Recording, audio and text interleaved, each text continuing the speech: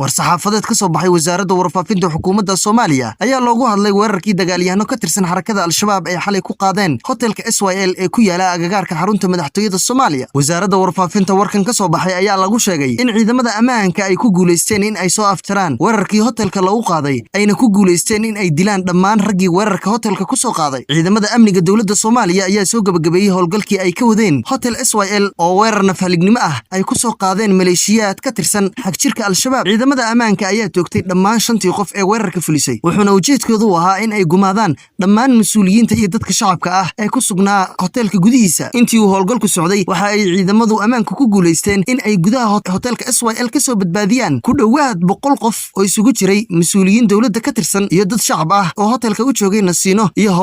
howlo kale oo u gaar ah, halka dhaawac fudud uu soo gaaray 8 qof oo shacab ah. ururka 6aad ee ciidamada ilaalada madaxtooyada Soomaaliya iyo ciidamada booliska ayaa howlgalka ka qayb qaatay, waxayna dawladda iyo shacabka Soomaaliyeedba ku bogaadinayaan sida wanaagsan ee naxariista leh ee ay ugu gurmadeen muwaadiniinta Soomaaliyeed ee ay u dhaarteen difaacistooda. ugu dambeyntii dawladda federaalka Soomaaliya waxa ay murugada iyo tiiraanyada la qaybsanaysaa dhammaan ehelada iyo asxaabta ay ka baxeen shuhadadii ku nafwaayay weerarka argagixisadu ay ku qaadeen shacabka Soomaaliyeed ee ku sugnaa hotel SYL, ayuu yiri afhayeenka wasaaradda warfaafinta Soomaaliya.